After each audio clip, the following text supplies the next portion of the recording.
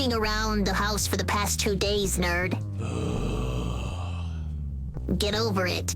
You don't get it, bro. I had tickets to the Game of the Year awards. You know how important that is to an OG gamer like myself? Then this Blizzard comes out of nowhere and cucks me out of it. Didn't you say the Game Awards were gay last year? No, I didn't. I said the awards part of the Game Awards were gay. Nobody's there for the awards. We're there for the trailers. I'm sure there are tons of people who watch for... Shut the fuck up, they're on!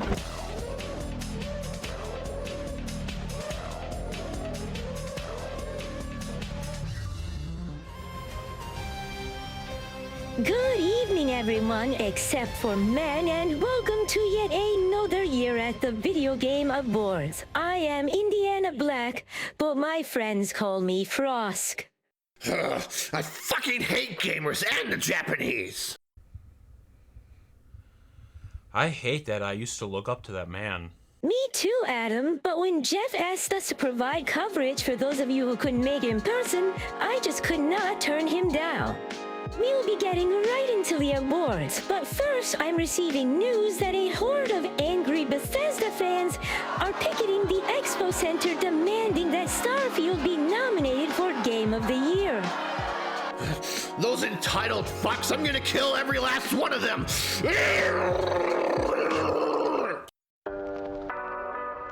Award shows are probably one of the worst travesties to exist in our modern world.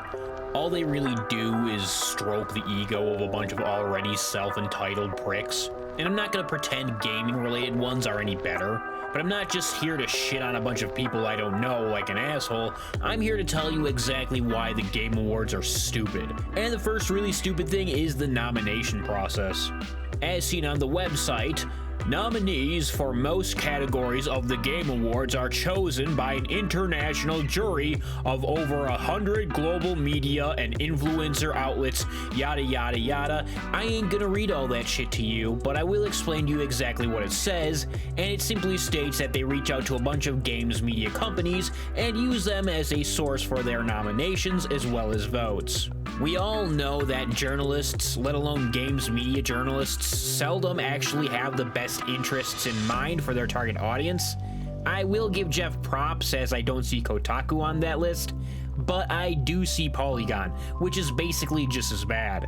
For some reason, they have NPR on that list as well, because when I think about gaming, I think about Audie Cornish and Elisa Chang.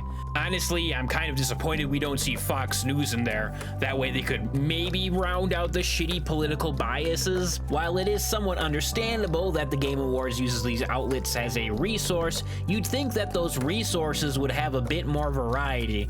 Now on to the second really stupid thing about the Game Awards. Spider-Man has 6 nominations, Baldur's Gate has 7, and Tears of the Kingdom has 6. I didn't bother looking into the other ones because I'm sure none of them have less than 5 nominations in different categories. Out of the 22 categories that actually revolve around games, these games are generally in multiple categories, many times with the other Game of the Year contenders. Hell, Best Direction is just the Game of the Year contenders minus Resident Evil. This leaves little breathing room for variety in several categories. Now, I'm probably wrong here, but one would think that the game with the most awards would be crowned the Game of the Year, but that's not actually the case. In 2022, Elden Ring beat out God of War in the Game of the Year category, despite God of War having won more awards. So clearly, that means all the other awards mean nothing when it comes to the Game of the Year sector. So why are all these Game of the Year contenders in so many categories when they just take up space that could be allocated to other games? Is it too much to ask for some variety here? After all, it's the spice of life. Clearly, the Game Awards jury are all white as fuck. I think a simple solution would be limiting all games to a maximum of 3 categories, excluding the Game of the Year category. So potentially 4 categories, I guess, technically. Well, I'll say that that award was well-deserved. Let's check in on my co-host, Adam. Hey there, Adam. It looks like you joined the Starfield fans instead of killing them. Why is that? These fat fucks told me 3 of the 6 nominees are Japanese, and if there's anything I hate more than gamers, it's the fucking Japanese. Oh, Adam, we're games media. We all feel the same way. Who thought it was a good idea to let these people host the awards? Maybe Jeff was too busy letting Kojima fuck his wife. Yeah, that seems like something he would do. Next up, we have our Female Streamer of the Year award. Many women feel left out of this predominantly. That's it, I'm getting the belt. That's why myself and Brianna Wu reached out to Jeff to get this new category in for this year's Sniper Wolf. Hey, are you okay? Look, nerd, a new trailer.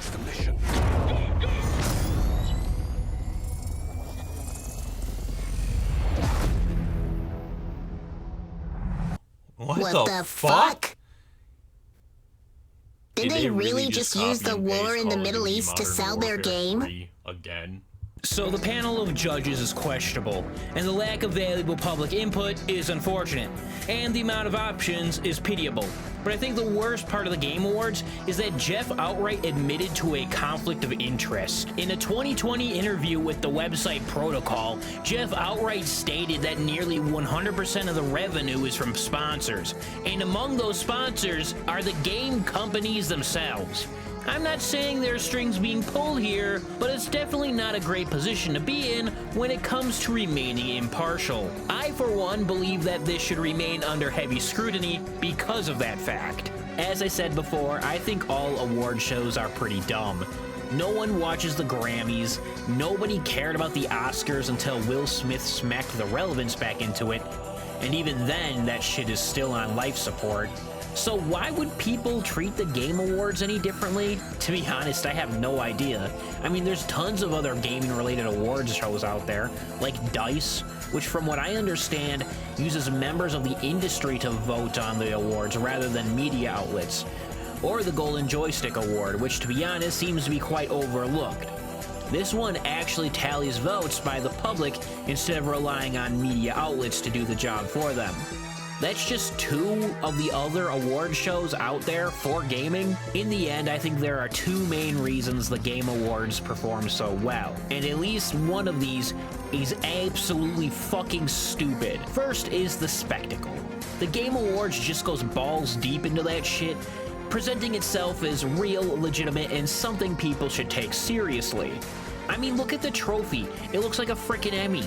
The venue itself, the horribly named The Peacock, is the home of the American Music Award, the ESPYs, which I have no idea what they are. Hey, it's editing nerd here. Apparently it's pronounced ESPYs, and also it's for the sports. And the Primetime Emmy Awards, among other shit like concerts and conventions. And don't get me started on the price of tickets. The second is actually a genius move. Jeff probably knew most gamers wouldn't really give a shit about some dumbass award ceremony, so they packed it full of trailers and called it a day. And now, since E3 is a rotting corpse, the Game Awards have essentially become the new E3, and this will likely sustain the show into the future, despite it being one of the dumbest, if not the dumbest award shows that currently exist on our awful little planet called Earth. And that's a wrap for this year's Game Awards. Thank you so much for joining us this evening. Wait, what? It appears that the Starfield fans have broken into the Expo Center and are making their way to Jeff. Oh my god!